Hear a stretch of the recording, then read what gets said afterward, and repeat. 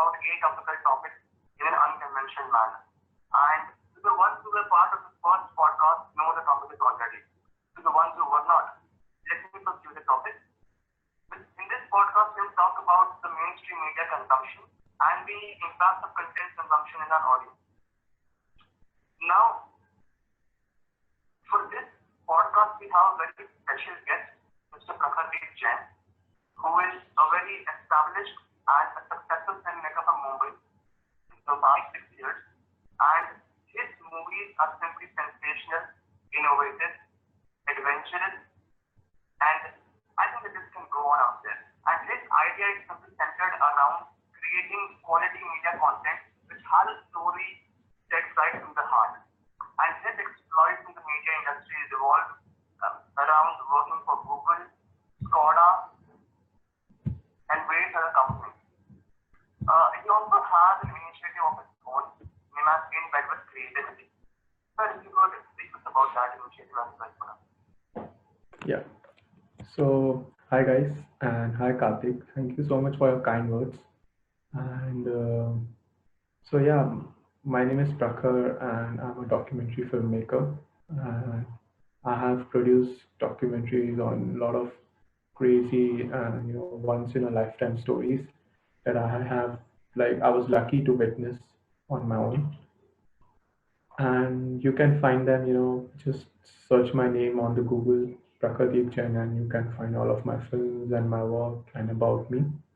So I'll not waste my time, waste your time here. But like 4-5 months back, I started this new initiative called In Bed with Creativity during the lockdown, because I thought that there is a vacuum of resources, articles, and inspirations for Indian creative professionals to get it in one platform.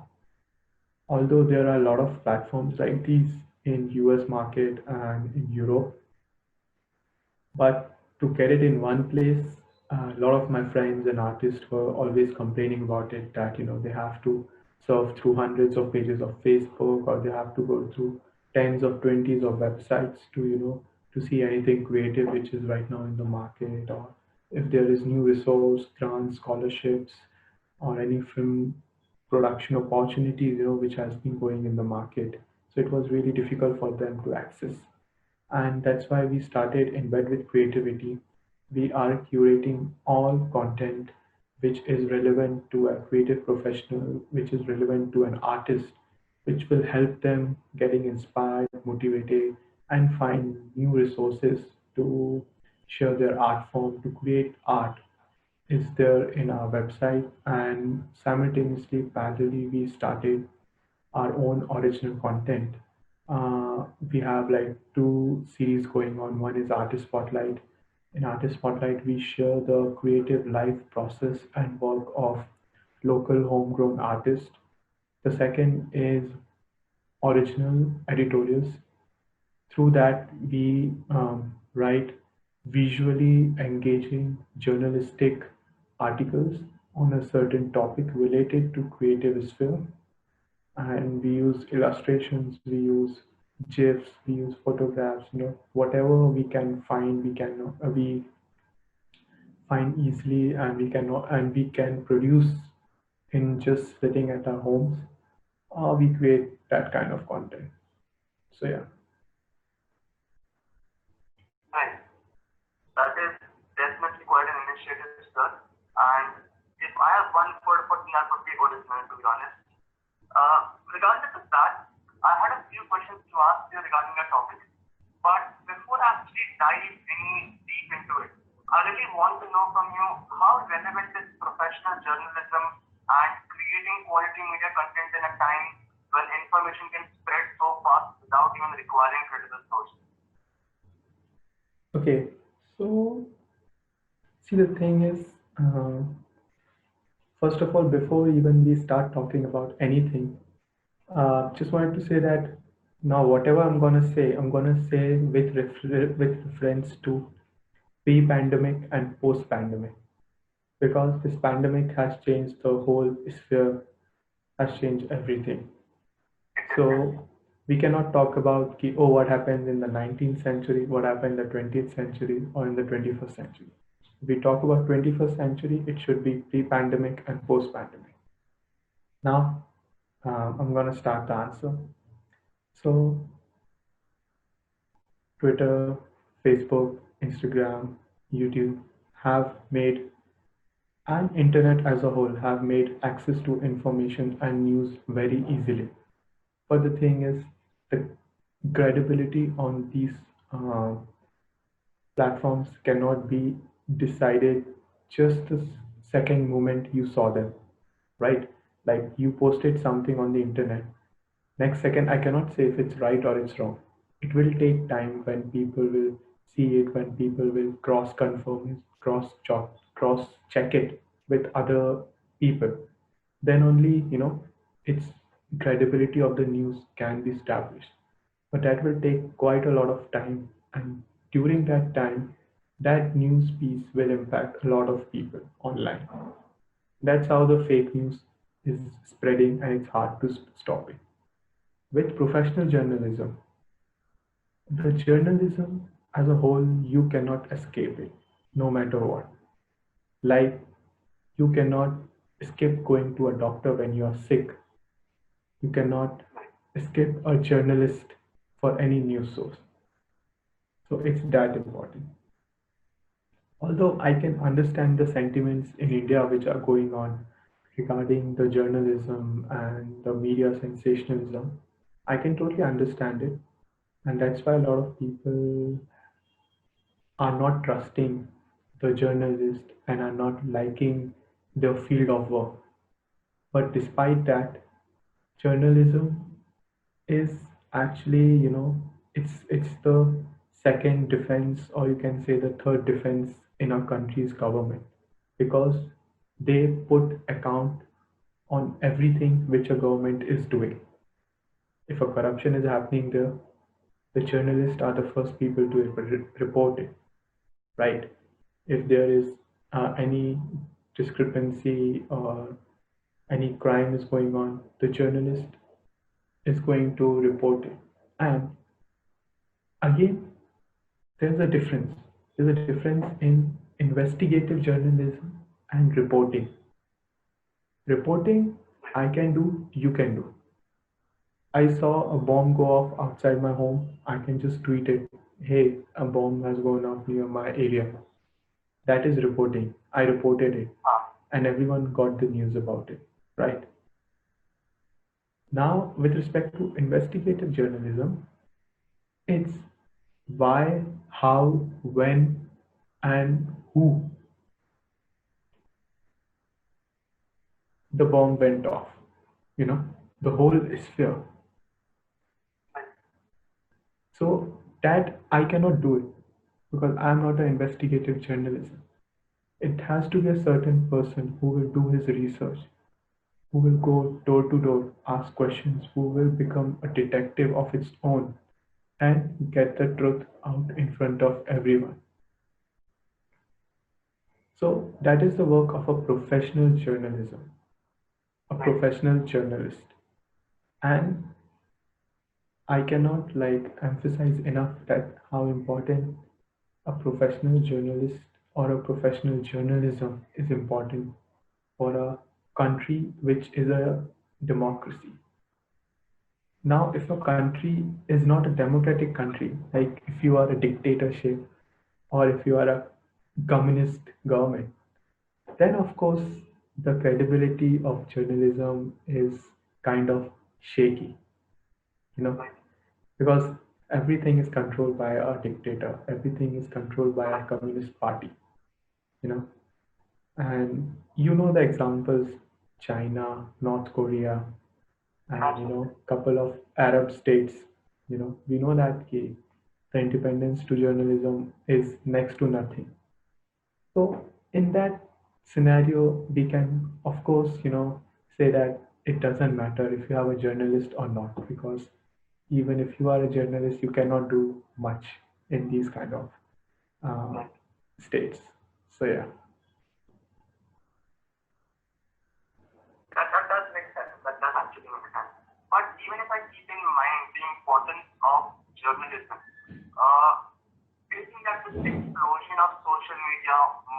blogging and influencers, and in general how easy it has become to put out a story, does that change what news is made up of? Does that change the idea behind news? Isn't it more storytelling than telling nowadays? See, you can put out a story, okay? You can put out a tweet, or you can write a blog. I can do it, you can do it, right? But the thing is, key, up to what extent it is correct and it is delivering the needed message is important. Are you communicating well enough for the other person to understand it? That is an important question. Now, a journalist does that because he has the resources, he has the understanding. He knows कि if I have to tweet in just 250 characters on Twitter, so I will use a certain kind of sentence, certain kind of words to make it credible, to make it understand, right? Because nowadays you say if I'm gonna say something, you can just twist it, turn it, and make a whole new sense out of it. Absolutely, absolutely. You can put up whatever you want in. Yeah. So in that sphere, in that sense, see, it's a democratic country. The internet is free for everyone to share their emotions, share their feelings, share their opinions. And it's fine. I mean, I don't have a problem with it. But what I have a problem with is that do not just blindly trust anyone or anything you read on the internet. Right. That's it. Alright. Now, before I actually move ahead, I wanted to brief my audience on a very simple concept here of primary and secondary sources of information, just so that we have a little more insight when we go into what we're talking about. So basically, primary source is the one which is at the first hand collecting the information from the event, which is the one which is reported first hand, and secondary sources are the one which either analyze or they really get critical of the initial report, or they put their opinions out on what has actually happened. It's not factual information about what the exact event has been about. Right. And if you look at more in-depth sources of information like social media, they are mostly secondary in nature. They are more about opinions and ideas and thoughts and beliefs than about actual facts. And we just today, we consume a lot more information from these indirect sources than from a direct one. Like social media, for example, I think you don't have better information examples than that. And as I previously mentioned before, all the same most indirect sources of information are secondary in nature, right? And we mostly have personal opinions. Now, do you think we can just ignore how uncredible or indirect these news sources can be and assume our youth is smart enough to decide between what's right and wrong? Or we actually have to make a change to how information is being consumed today? That's a really good question, Karthik. So I would say that, yeah, you're right there. We have two sources of information, primary and secondary. Now the point is, what I think, it's my opinion, that in this fast-moving world, no one gives a damn if it's primary or secondary. Okay, when you scroll your Instagram, when you scroll your Facebook, or you scroll your, any news app, BBC, New York Times, or anything, you don't cross-check or you don't read if it's an opinion piece, if it's by a reporter, or if it's a first-hand report, or when the news is being published. Is it like just published after the event occurred, or is it like a week after the event happened and they're publishing a report? Because we don't have that much time, and not everyone is interested to read the whole news. They just see the headlines and they just brush off. So what I and suggesting is that he do not differentiate much, do not waste your time in finding if it's a primary source or a secondary source. See, you have to be clear in your mind. You have to be clear in your concise. Okay. The thing is that you should be well read and well fed and well educated enough to find out if this news source is credible or not. Let's say I became your friend on Facebook. Cool. You shared a news article or you shared an information that this political party is doing this. Okay. Now, once you shared it, it's fine. You're sharing it every day in a manner that you are just praising that political party. I should be smart enough to not believe you any other way. Right. If I'm believing, because that just shows that I am keen on being a being a foot soldier for a party or for that IT cell of the party, right? And other thing is that always do a cross check. Like if I read something on Dainik Bhaskar, then go on to NDTV also and see what they have to say. If I'm if I saw a news on Z News or let's say Aaj Tak, go on to DD News, go on to NDTV and see what they are saying about the same topic, right? If we say the recent news that is farm bill, right? Did the government make a right choice for the farm bills for the farmers or they make a wrong choice? So, of course, there are no news channel is a neutral. Like I would say it like really, uh, I can say it by like 100% confidence of my knowledge and what I have like friends and people that I know. No news channel is 100% neutral. Everyone has a little bit of their side, one leg on this side and other leg on the that side. So somewhere on the other, every news source is biased nowadays. Even the world's biggest and most reputed agencies like New York Times, Washington Post, Boston Globe, or the New Yorker or anyone or Guardian, you name it, everyone is aligned to something. Now it comes to yourself. He always do a cross check between two different categories, two news channels who are totally opposite to each other. If you want to know about farm bill, read from this side, read from that side, read from the mind of a BJP supporter, read from the mind of a Congress supporter, and read from the mind of an environmentalist or a common citizen. So, in that way, you can finally be able to judge if you are lucky enough that what is the truth. Because 100% you will not get the truth, nor from the government, nor from the news organization, nor from the farmer itself. Because that farmer itself have been fed a wrong information. Right. Right. So what you're trying to imply here is that uh, conveying and consuming information is a two-way street and it requires responsibility on both sides. It's not just about media outlets being responsible enough to provide information. It's also about the consumer being responsible enough to know what he's consuming and what he's thinking is right or not. That does make sense, actually. Now, Truly. It's a before we really go deeper into this topic, I had a few questions regarding your stint in movies. Okay.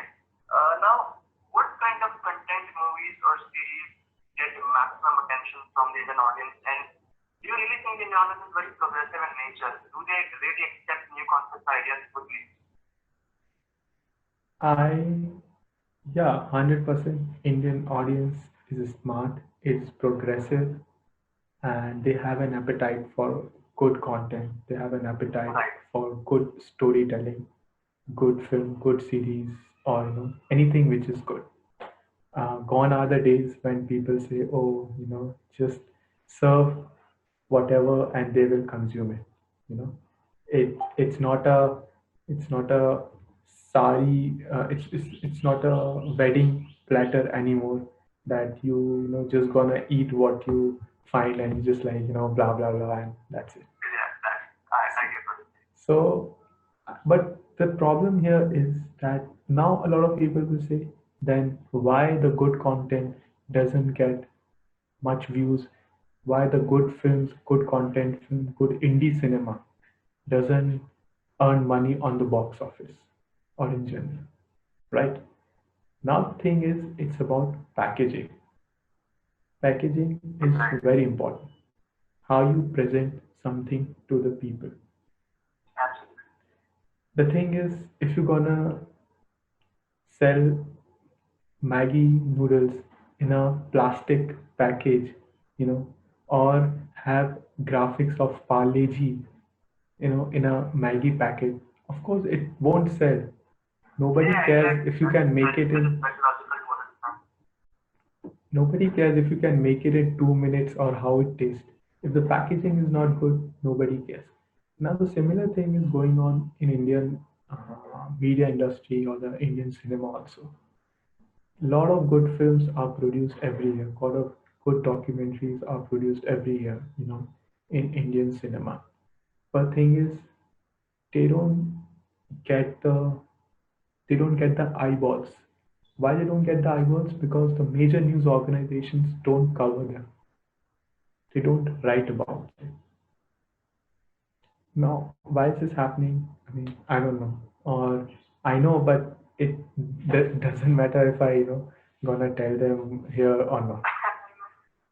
So it's all about how you present it. And now the trend is changing slowly and steadily. We can see due to OTT platforms and all, you can see a lot of good series, which have been commissioned and which are getting the required buzz and the views that you can call a success.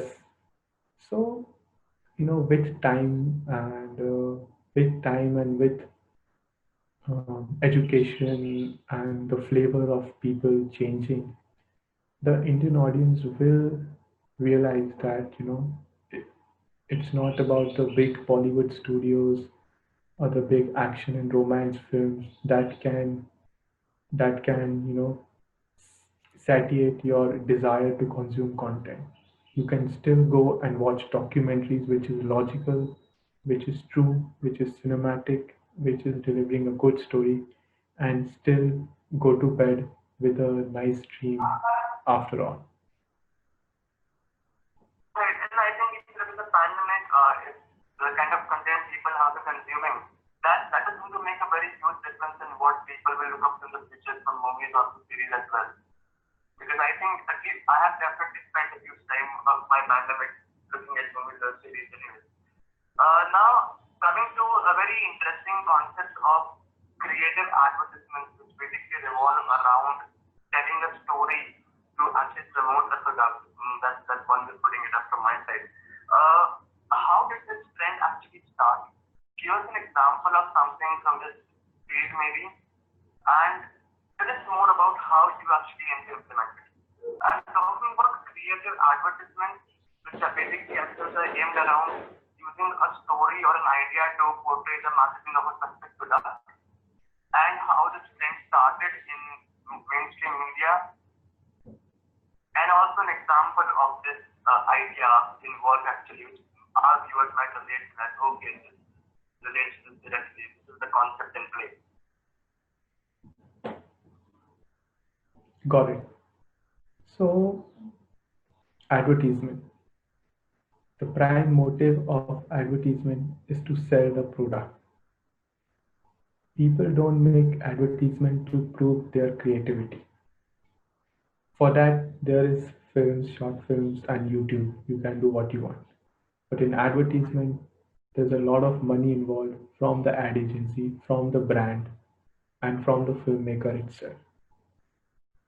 So if you wanna sell Vim bar tomorrow, or if you want to sell a Bonvita, you can't go on being creative and just make something because it is creative or it is different. No, the main objective is to sell the product. The other thing is that while you are making that advertisement, if you are lucky enough, if your superiors, if your agency and brands are open minded, then you might find a creative way to tell a story and to sell a product also. So now you are doing both. You are telling a story and you are selling the product. And now when both of these things come together, it becomes a creative advertisement, right? And Right, that is. now suddenly you are winning Cannes Lion Awards and going to Venice Film Festivals and winning Webby Awards and all because your advertisement was creative also and it managed to sell the product also. So Right. you as a filmmaker, you got your deserved respect from your peers, from the audience, and you as a brand, you got your sales. You justified where you spent your money. Cool. So that is creative advertisement. Now, in Indian media industry, creative advertisements were always there. See, creativity doesn't evaporate or it doesn't suddenly born into someone or something. No, it's always there. It just changes its form. Now, coming to the advertisements on TV, Amul is a great example. Since the early 90s, Amul has been doing great advertisements, like phenomenal. Still, I don't think anyone is coming close to beat them. So that one single brand, one single example explains everything about creative advertisement. Right. And nowadays also, I don't think that we are producing more creative advertisements with respect to 2005 or 2010. It's like it's the same, you find something good, you find something bad. And it's also because the advertisement industry is also shifting. Now the brands are employing more Instagram influencers, you know, rather than spending that budget on TV advertisement. So the market has also changed. It's just like pre-pandemic, post-pandemic. Absolutely. So a lot of factors are now coming in on that. Uh, Now, so before ending this conversation with you, I want to ask one last question to you regarding a very sensitive topic of idealism. Now, the role of news in defining people's identity is more than ever today, and people might often choose to believe something just because the idea is its source. Like, if I really have to exaggerate, I might as well believe if Ryan Gosling says that the COVID is a hoax just because how much I love his movies. Although I might not be as stupid as that, but back to the question, this paves way for a lot of polarization and agendas. And if you look at the impact it has, we'll see that this has made people rather narrow minded. Hatred is everywhere, lack of consensus and acceptance is everywhere. And no one is taking a stand because all this consumption of news, regardless of its impact, is benefit for news outlets. So, how do we stop this, and what is the worst case scenario we're looking at if this does not stop? See, man, social media is made for the people by the people. Okay, you have your free will to share anything you want, to say anything to anybody. That's why the Facebook is made, that's why the Instagram, Twitter, and all social media outlets follow this policy. Unless you say something which is very vulgar or very objective or ha- like filled with hatred, these platforms will not take action on anyone. Okay. Other thing is that I also feel that See, you can share whatever you want. I would also say that, Right. if you hate a certain country, if you hate a certain person, you write about it. But that hatred should not come from you within. Like it should not be personal, right? If I hate a certain bill from the government, it should be, I mean, I should always concentrate on stating the fact, on stating the experience that people had with it. Okay, that this bill is not right for the country because of that, because of that, because of that. There should be a reason. Okay, and Right. if anyone is countering it, we should be acceptable enough, we should be liberal enough to listen him or her out, Right. right? That should be the way it is. Now, what is happening is that people want to say a lot, but they don't want to hear it. Right. If I'm saying something and you correct me on it, I'm like, oh man, I'm just gonna block this guy out. I mean, that's it. I am right, I'm the person, I know everything. So that is the problem which is occurring, and due to that, polarization is spreading exponentially because people are just saying and saying, and they are not listening. So no one is there to correct them. No one is there Right. to counter them. And that's how the polarization is just on another level. And now even I mean, if tell you about myself, I rarely put anything political on my Facebook or Right. Instagram at all. Because even though I consider myself knowledgeable enough or a person who can counter and who can share the facts and fiction out, who can make differentiate out. But I just don't want to engage in a social banter.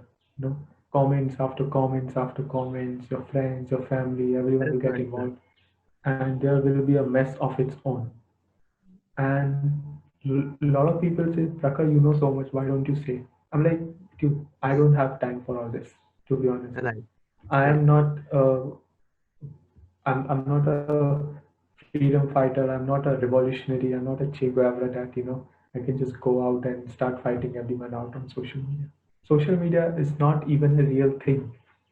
You guys are living in a virtual world. Yes, So if you exactly. want to protest, go out on the street. If you want to know something out, file an RTI, right to information, to the government. Okay, know about it. What's the truth? Do your research. Talk to people. That's how the things are done. If you just want to put out a social media post and you think you are an activist, sorry, you are just a social media activist. You are not a real activist. Just Right. putting a rainbow flag in your profile pic doesn't make you, encourage, or doesn't make you a liberal, or doesn't make you cool that you support uh, LGBT community. It's just, I know hundreds of people who just do it to sound cool, to just look cool. That's it. Exactly. That's the point. People derive their identity a lot from media these days. They might as well believe supporting a specific group or social media might make them similar to them. And that is really increasing these days. But now that you have mentioned about your own media habits to an extent, one last question before we end this conversation with you.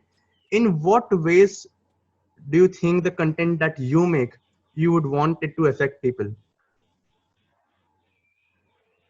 See, That I would might say be that straightforward, but well, no, it's totally fine. I'm just saying that I am a very small fish in this big, large ocean, right, and I don't have the stats. I don't have that much resources so that I can just gather data about the watching habits of people and how they got impacted from my films and right, documentaries. But whatever I know is through people who've been messaging me and telling me that, oh, your films are good, your stories are good, it's cinematic, it's so impactful. And that's only, the feedback that I have from the people. And through that, I can say that, Yeah, it's encouraging. It is sharing the positive energy among the people. Right. It's sharing the positive vibes Right. among the people who watch them, and that is important for me. At least if it's not changing the world, it will not. None of the films can change the world now. But It goes as to how even far if one it's, can think. yeah, and even if it's changing 1 or 2% at a time, I think I've done my job. That is definitely right, and that is quite a thought, I would say. And if I have to really summarize the conversation, including the first part of this topic itself, I would say that social media might seem so big, yet it is simply nothing. It is too small for one's understanding. It is too small for actual interaction to actually take place. On that note, we'll end this conversation with you, sir. Thank you so much for coming here and sharing your insights with us. Hope to see you again working with TSP. Thank you so much, guys. Hope to see you again for our forward podcast as well. Bye bye. Thank you. Thank you. Bye.